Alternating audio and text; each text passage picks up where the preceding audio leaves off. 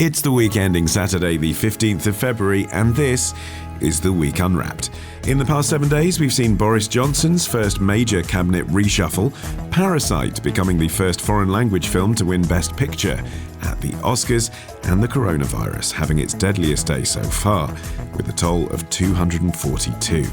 But we're here to bring you some of the stories that passed under the radar this week. Big news, not making headlines right now, but with repercussions for all our lives. I'm Olly Mann. Let's unwrap the week.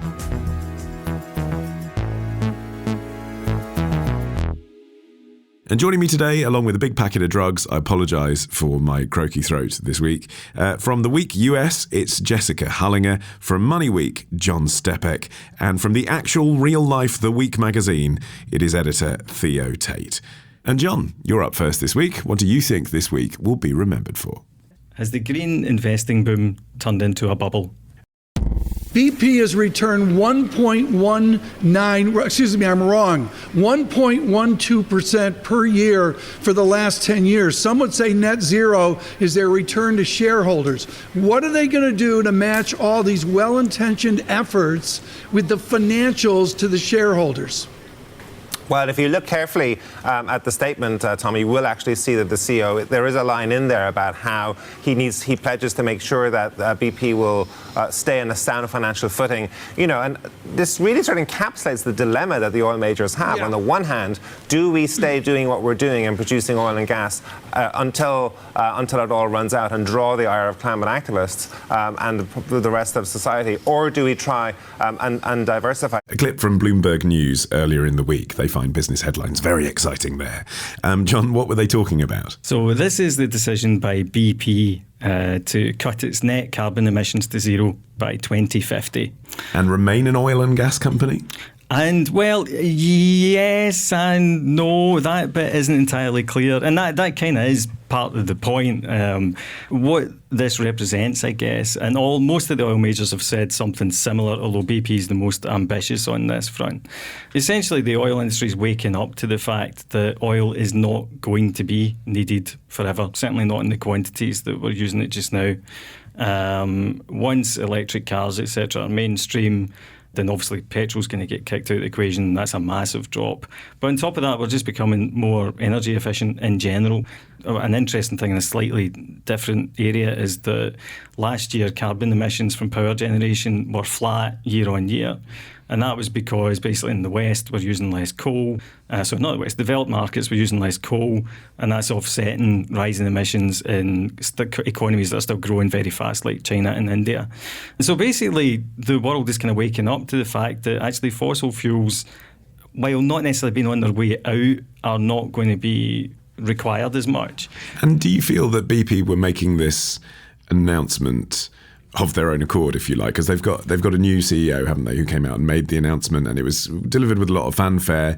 But actually it seemed to me, Total have already done this, and so have Shell. So it's kind of like if you're a fuel company and you're not saying that you're trying to cut back on oil and gas, you're not really on trend. Yeah, I mean, there's definitely an element of that. And it's also worth noting that BP has been saying this for a long time. If you even look at the BP logo, it's the sunflower. It's been like that since I've been writing about them, and that's, 10, 15 years. And so there's always been an element of greenwashing to this stuff. I think the difference now is, and I remember we talked about this a while ago whenever the big Saudi Arabian state-owned oil company went public as well, there is increasingly a genuine recognition that there just isn't these things are not going to work as long-term investments if they carry on the same path as they are just now. And you're seeing that in the share prices. But the messy thing, Theo, is what are they going to do instead? They've set a target, 2050, and it's all very admirable to have innovative products along the way, but what is the vision? I have absolutely no idea. As far as I understand it, more than 95% of their capital spending is still on oil and gas. So what are they saying is the future? There are no particularly convincing ways of offsetting your carbon use. They're saying they're going to offset not just the company use, but all their customers' uses as well. So, I have absolutely no idea where that's going to come from, and frankly, I don't think they do either, really. It's interesting. I've just come back from holiday in Abu Dhabi, and driving from our all-inclusive resort where we were staying on the way to the airport, we passed an entire town, Jess, that had been built, our taxi driver told us, to be powered by solar power. Because even there, in fact, specifically there, where so much is reliant on oil, they recognise that there are these international targets, and they're going to have to start living in other ways. But that kind of works in Abu Dhabi. It doesn't work all over the world, does it? You don't have solar strength everywhere. And corporately, how does a company get involved in selling that? Yeah, good questions. I mean, I think the thing about this BP announcement is that it's actually like there's a lot of buzzwords. It looks kind of good on paper, but it's generally quite vague. And I think that they're going to have to do a lot of work to prove that they can actually make all of this happen. I think it's also worth noting, I've spotted this, Jonathan Watts noted in The Guardian that BP planned to increase oil and gas production by 20% over 10 years and has not made any mention in this document that they will stop doing that. So while they've said that they are going to try and offset their own emissions, they're actually still going to be ramping up their production of oil and gas. In fact, Looney, the new CEO... Yes, that is his name, Looney. I should have remembered that because it's a sticky one. Was quoted in a story that published, I believe, yesterday that said BP is going to be in the oil and gas business for a very long time. That's a fact, period. So I think they're trying to toe this line between appeasing sort of protesters, right? So like protesters shut down their headquarters recently, last week maybe. And so they know that they're in the spotlight. They know they have to look innovative, but they also are huge on the stock market, right? They have to continue to give returns to their investors. So I think they're sort of sitting in the middle, right? They want to appear like they're making change, but they also don't want to stop making money.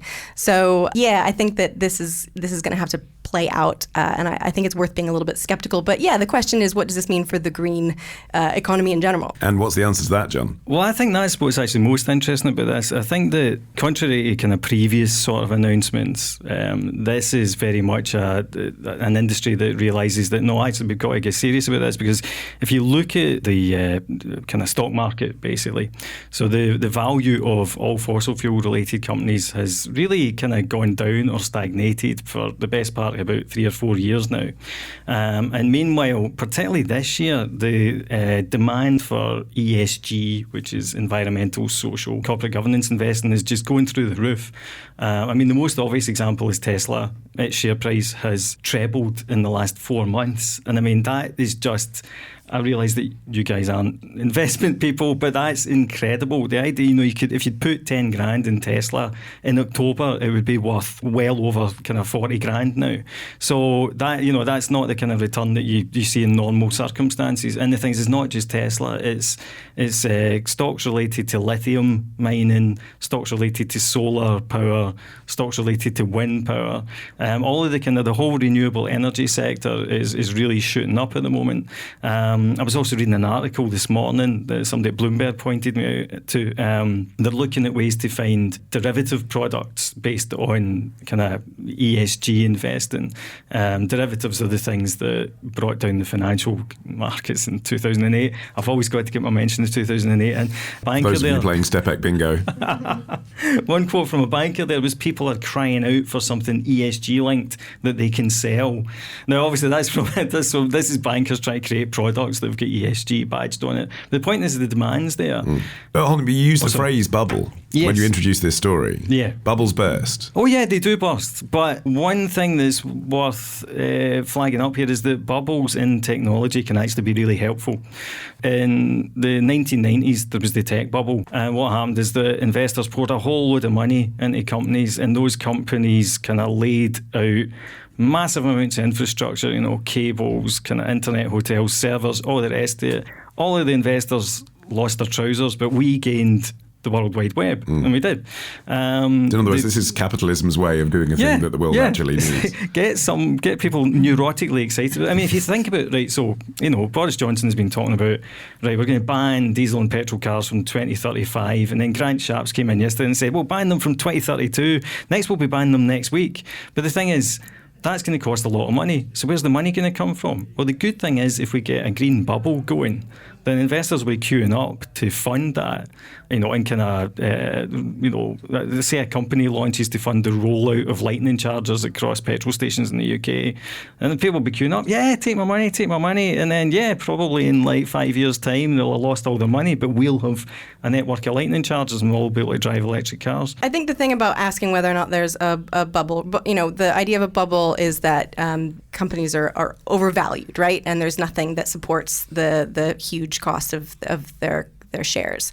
Generally, investing in environmentally friendly business is a good idea, and it's going to continue to be good business, right? But I think you have to be a savvy investor no matter what. So like just because a company says, or a mutual fund says we're going to invest in environmentally friendly businesses, it doesn't mean that, just because it's a buzzword doesn't mean it's going to give you a return, right? So you can take that on board and use that in your decision making, but I think you have to also continue to look at other things. So you look at whether or not companies are strong. Do they have low turnover in their management? Do they have a competitive edge, right? So you should just be savvy in general and be safe in that sense. But it's one thing to reinsure investors of a company like BP. Don't worry, we understand what your concerns are, and we're transitioning the company and we're evolving. It's another thing to actually woo over people who want to invest in green technology by rebranding a company like BP. That comes close to kind of deception, really, doesn't it? They're not a green company. It'd be more green not to invest in them at all.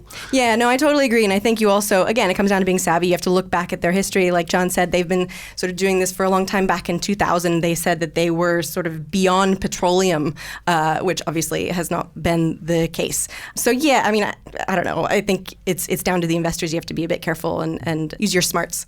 Theo. So I guess the question I have is this, given that probably most companies are fairly carbon intensive still, given that most business activities are fairly carbon intensive, is this just a question of who's handling the ESG and the green stuff properly, or is there something more profound afoot? I think that's a really good question, in that there is no explicit standard. And this is one thing you do have to be very careful about with ESG investing. Every kind of fund manager out there just now is racing to launch an ESG fund. And the idea then is that they will vet companies to put them into the fund, and so they'll only buy green companies or companies they're engaging with. But everyone's got different standards for doing that, so you can't just go out blithely and kind of invest in one of these funds and be sure that it's going to match up with your ethics.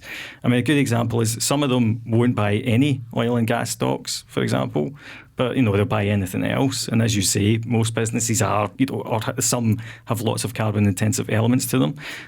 On the other hand, some might still buy oil and gas stocks, but they might do what they describe as engagement. And engagement is where you talk to the management and say, okay, we know you're an oil and gas company, but we think that you can be a nice oil and gas company, if you like. So that's, either of those approaches can be valid, but it's more you want to find a manager that actually sits right with you, because a lot of this, certainly in the part of the investment industry, is a way to get people to invest more money with them. So it is marketing, it is greenwash, rather than anything that's going to help in the longer run. Next up, it's Jessica after this.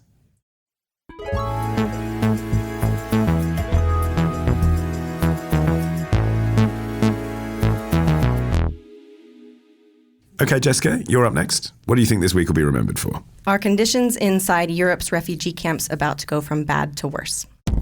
The situation in Moria is suffocating. The conditions of living for the migrants get worse every day.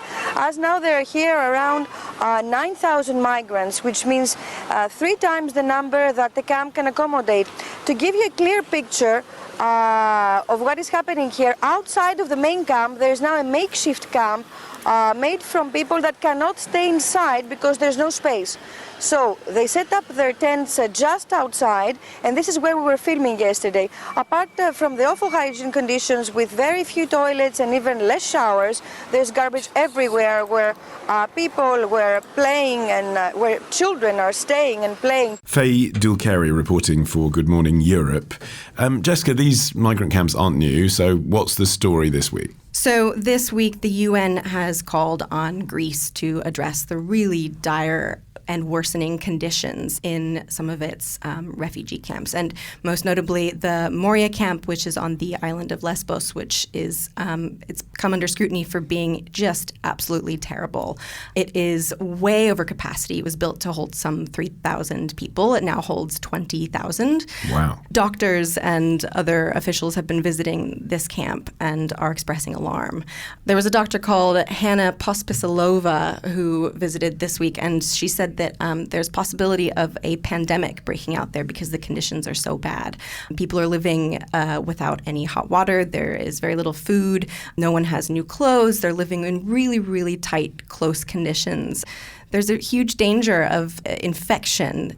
She says specifically viral infections that are being treated but aren't improving, and she's concerned they could become bacterial and deadly and could spread and kill lots of people. It's sort of raising attention about a problem that has been around for a long time but has really, really worsened.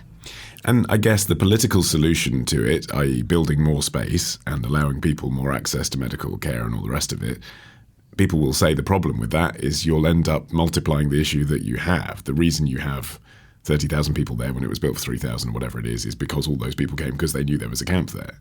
Word has not spread that this camp is as bad as it is. As far as I can tell, people are arriving and thinking that things are going to be okay for them. And then, so actually the central camp is too crowded for anyone to actually get into. So people are setting up outside of the camp. It's obviously running out of room. Boats are arriving every single day. The proposed solution is to get these people off of the islands and onto the mainland, right? So there's limited space on the islands, and there is less access to health care and resources that they need. And so the push is to get them onto the mainland and also to spread them out kind of across the EU in general. But the problem is that the EU containment laws stipulate that they have to be on the islands where they arrive to have their asylum application processed before they can go anywhere. There's a backlog of 90,000 applicants. People are spending a year or more on the islands waiting for someone to look at their application. But if there was the political will, Theo, then a magic wand could be waved and that bureaucracy could be sped up, couldn't it? If they're literally waiting for papers to be filled out. Yeah, I think absolutely. I mean, I think that the whole point about the containment strategy and about keeping people on the island is it's meant to discourage people. It does put politicians in a very difficult position because it is always extremely unpopular. The only way, effectively, to deal with this is to process and probably to give asylum to a large number of people, and that's extremely unpopular, and they're very unwilling to do that. The Conservative government that's come in the last year or so has... In Greece? Yeah, in Greece, has proposed cracking down on migrants and asylum and trying to make the asylum process a bit more difficult while simultaneously speeding it up, which seems contradictory to me. But they have proposed deporting 200 people a week back to places like Turkey. However, since the beginning of 2020, only like 85 people have been deported. They seem to have campaigned and postured on this idea of improving the process, but there's no infrastructure in place. There's been no actual plans made. So it's sort of empty promises and a huge problem. And one of the ways to influence public opinion, of course, is through journalism. I mean, I guess here we are talking about it and saying it's been underreported, but the fact is, it is underreported. Why is that? I mean, there's a lot of reasons for that, but I mean, it's systemically underreported partly because it actually happens all the time. I mean, this doesn't stop. There's always an asylum crisis somewhere. I don't think that it's necessarily that well understood, and it's also highly politicised. It's very difficult to get anything approaching a neutral or objective view on this topic. You're looking at babies with malnutrition. I mean, we've seen in previous crises, haven't we, that being reported very emotionally, getting straight to the heart of the issue and people suddenly responding. And yet these babies with malnutrition aren't basically being reported. That's a different issue from the point of view that that's just bad and it kind of needs to stop and the political will should be there to make that stop. But again, the problem is, the Mediterranean kind of refugees, every summer something happens, and people dying all over the place, and then, somebody just happens to capture a photo of one wee boy, who dies on the beach, and it's front page news, and suddenly everyone kind of cares very strongly. You've got a rash of articles about kind of journalists taking asylum seekers into their own homes. About 6 months later, you then have a rash of the same articles saying why it wasn't quite as uncomplicated as I thought to take an asylum seeker into my own home. Honestly, I don't know. I mean, the news cycle thrives on novelty. This isn't a new story. It's a horrible story. It's a horrible development and a horrible story. But it's like Syria. It's like, why aren't we writing about Syria every day? There's like atrocity after atrocity happening there every single day. But it's because it's happening every single day. There feels like there's nothing that you or I can do about it, and it actually also doesn't directly threaten us. Yeah, so coronavirus represents a potential threat, and it's also a novelty. Syria, however you feel about it as an individual, doesn't represent a kind of front page news anymore. So that's the nature of the news cycle. It was remarkable actually to me that the reason this got into the press at all was because The Guardian was kind of able really to link it to coronavirus in an internet sense. Here's a link at the bottom of an article about coronavirus with the word pandemic in the headline. Doctor says conditions for Spanish flu pandemic could be caused in Lesbos, and then you click it and you think, oh, it's a migrant story. I don't know. It's a bit strange but I'm not mad about it. I'm kind of glad that it's in the news and that people are talking about it. I applaud the inventiveness of trying to get the story out there. Yeah. I think it's really hard to look at. I think John is absolutely right, because it's so difficult for any of us to know how we as individuals can help solve this problem. It's such a huge problem across the entirety of the whole world, but the EU specifically. The bloc has to step up and find a way to solve the problem, but nobody really wants to take responsibility, and so a lot of these migrants are sort of being pushed to the edges and left in terrible conditions. I think that's the problem. I don't think there is an easy solution in that you either take the Angela Merkel route and open the borders and then you pay for it politically for a very long time, or you do one or other version of an extremely unsavoury thing. So the reason why it hasn't been in the news much recently is because the last couple of years, the last 3 years, migration has been much down because the EU made a highly dubious deal with Turkey to keep people in Turkey and to repatriate people in Turkey in a way that I think most lawyers would say violates the expectations of how you're meant to treat refugees. So now it's going up again, partly because of I think relations with Erdogan's regime are not as good as they were, and partly because of what's happening inside Idlib. And I guess we will hear about it a bit more. But I think you do have this very difficult dilemma, and to which there isn't really a very obvious solution. Okay, Theo, you are up next after this.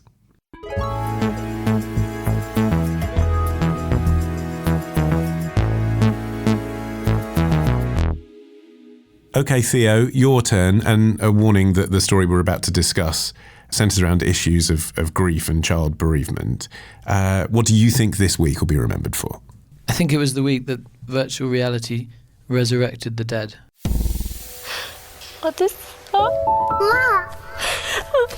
엄마!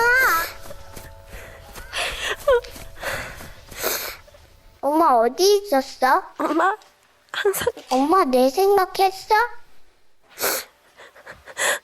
맨날 해. 아니 엄마 많이 보고 싶었어. A clip from the documentary Meeting You from MBC Korea.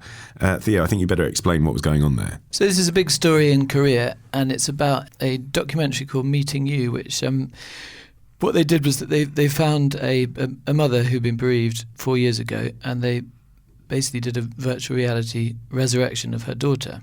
A young daughter, right? Yeah, who was 7 when she died in 2016.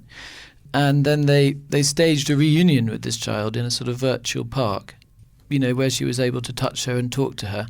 So they spent about 8 months using motion capture technology and other virtual reality techniques to give a sort of fairly convincing recreation of this girl. It's a rather disturbing story, I think. It's an incredible idea for a TV programme, isn't it? You can see why it would be something that would capture the national conversation. But I suppose where the conversation takes you is this where technology is going. Might we be reunited with our dead, departed loved ones? John? I think that this is very disturbing, the idea. If you kind of talk about it slightly more abstractly about perhaps, not children, but maybe adults that have died, it's fascinating. The idea that, it's weird because it goes back to this thing of now that we all have a virtual presence, and their virtual presence doesn't stop existing when we do. So, like, for example, people's Facebook pages carry on whenever they're not there. They have Twitter accounts, things like that. And this kind of like lasting impression that we have in the digital world. In a funny kind of way, I think that this is almost a logical, if rather uncomfortable, extension of that. And I think you do have to wonder about, what does it actually then mean for things like the grieving process? What role do these kind of avatars play in your day-to-day life? Because obviously you're talking about people who were major parts of your life. They can't still perform that role when they're in the digital world, surely. I mean, the thing that makes people uncomfortable, Jess, is that it's interactive, isn't it? Otherwise, it is just the same as looking at a photo or a video, isn't it? Putting on a VR headset and seeing an image of your child. What was disturbing about this was the grieving mother was being encouraged to talk to her daughter. Right, yeah, the sort of physical presence of someone who isn't here anymore. I think it does different things probably to the brain than being on someone's Facebook page, for example. I agree. I think it's a little bit troubling to think about, as John said, what this means for the grieving process. I mean, I think possibly there are potential benefits to this. So if your child or someone close to you passed away suddenly and you didn't get closure, perhaps you could use this as a way to comfort and remind your brain really that this person is gone, and give your brain and your heart really closure and an end to that process. But I think also if you take it to its sort of logical conclusion in the future, if you ask anyone who lost someone, would you like to see that person again? Probably they would say yes. So if in the future, which is likely to be the case, we have VR headsets or virtual reality in our lives more prominently, I think that it's going to be difficult to say to people, this is available, but you can't have it. I think people will want to have this. I think it's a difficult thing to resist. So what does that mean if you can just call up an image and a sensation of someone who is gone? I think there's a lot of value to closure, and for things being over, we have to move on as human beings. But it's difficult. And what does it mean as well, Theo, for the person who's being depicted? I mean, we're talking about the ethics for the people who are alive interacting with it in their grieving process. But if it is an adult and not a child, someone who would otherwise have had dominion about which media they wanted to appear in, it's a bit weird, isn't it? Manipulating someone, getting them to say something they never said. Yeah, they get no rights at all, and presumably this was. I imagine they talked to the mother and found out what she wanted to hear. Probably. I mean, what it reminds me of actually slightly is that this sort of old school medium who says, "Oh, little Johnny's okay. He's all right on the other side." It's like a very high tech version of that. I think the experience was designed to make her feel better. I mean, she wrote rather a moving blog about it, the mother, where she said, "In my dreams, Nayeon did not smile.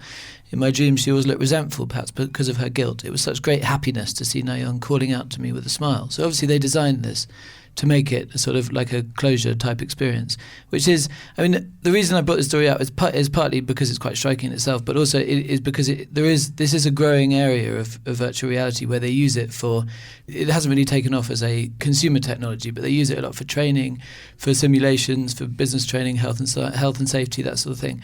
But they also use it for a lot of emotional things nowadays. So they treat PTSD. They try to increase people's empathy. There's a weird project they've been doing in Spain where they get men who've been convicted of domestic violence to become women and be shouted at by big men. So, this is a growing area, and I guess it's only going to get bigger. And the thing is, Jess, you know, don't you, when you're talking to an avatar that it is an avatar? I mean, however good this particular one was, and as Theo said, they spent 8 months making it, and they had to get an actress to play the child, and there was motion capture. Nonetheless, I'm sure in truth, the mother concerned knew that wasn't really her daughter she was talking to. She was opting into a psychological experience where she would get to talk to her. I have a friend who works in this field, and he says that although you're wearing these haptic gloves that produce a sensation which is not very like touching someone, and although the graphics aren't perfect, it's very, very hard not to believe the evidence of your eyes, especially if you move your hands inside it and you see your hands moving in front of them. It's very difficult to convince yourself that it's not real. But in a strange way, I think one of the things that makes people icky about this is that they did put such effort into making it lifelike. And if a psychologist, as part of therapy, as part of counselling, said, now I'd like you to put on this headset and talk to this child and pretend it is your child and say goodbye, I think you'd understand that as a technique, wouldn't you? It wouldn't feel so icky. Yeah, I get what you're saying. I agree. But again, my concern is that people wouldn't do this just once. They wouldn't do it just as a piece of therapy and say goodbye. They would do it regularly, and they would spend lots of, quote, time with people who don't exist anymore. And that it could become sort of a crutch for moving on with your life. Yeah, I think that's a good point because, I mean, as Theo was saying, your brain fills in a lot of the gaps. But also, I remember decades ago, so the first, one of the kind of first cracks at artificial intelligence was a program called Eliza, which pretended to be a psychoanalyst, basically. And this was all back in the days where it was just text. So the wee prompt would come up saying, how you feeling today? And you would type something in, I feel like this. And then it would basically reflect it back to you the way that a kind of old-fashioned shrink might, like, oh, you feel this, why is that? And then people would type in. And the guy that programmed it knew that that's all it was doing. It's just taking people's words and throwing it back to them. But he said that students in his lab would go in and actually, use it. And he'd encourage that at first because he wanted to work out, how, debugging it, all the rest of it. But he found that they were just pouring their hearts out to this thing that was literally just reflecting exactly what they were saying back to him. And, sort of convinced that we're getting some kind of therapy. He actually kind of stopped them from using it because he was so disturbed by how seriously they were taking this thing, which really was just an experiment in language recognition. So I completely agree with Jess. I think that there is the risk that you end up, but I think you'd have to be tightly controlled, put it that way. It's like, see, cognitive behavioural therapy. It's probably fine in small doses, but it could be quite dangerous, I think. I also think that there's concern about who owns this image of this person, right? So if you, let's say, again, that you've spent a lot of time with this deceased loved one and it's bringing you comfort and you speak to them regularly or whatever, and you haven't actually grieved and mourned and gotten over it, what happens if suddenly the technology fails or the company that, you're working with for this pulls the plug? I mean, I think it leaves you really vulnerable as an emotional being. It does signal as well. I mean, we see this story with deep fakes, don't we, in a political sense. It does signal how clever technology is getting these days. An algorithm basically could do a crude version of this fairly easily by the digital detritus we all leave lying around the internet. Yeah, I mean, actually, in this case, they didn't manage to do an AI program to get the child, the avatar, to talk to the mother. But yeah, in principle, they combine the two technologies, and you'd be away with it. And I think the lesson of everything is that if you can do things technologically, then people do. So do we see this actually getting traction? In 30 years' time, is this something you would consider doing if you're in this position? I would like to say no, but again, I don't think that you can know exactly how you would feel when you've lost someone that you love, especially a child. I have no idea what I would do or wouldn't do. So, I'd like to stand on all the points that I've made here and say, no, absolutely not. It's weird, strange, shouldn't have it. But I may be, at the end of the day, just a desperate mother. Yeah, and she seemed to get closure from it, didn't she, the woman concerned? Well, that is it from this week's entirely uninteractive, two-dimensional edition of The Week Unwrapped. My thanks to Jessica Hullinger, John Stepek, and Theo Tait. Don't forget to subscribe to our show. The entire back catalogue is available now. Just search for The Week Unwrapped on your podcast app of choice. If any of you are listening in virtual reality, I'd love to know. We are at Week Unwrapped on Twitter. I've been Olly Mann. Our music is by Tom Morby. The producer, Sarah Miles at Rethink Audio. And until we meet again to unwrap next week, bye-bye.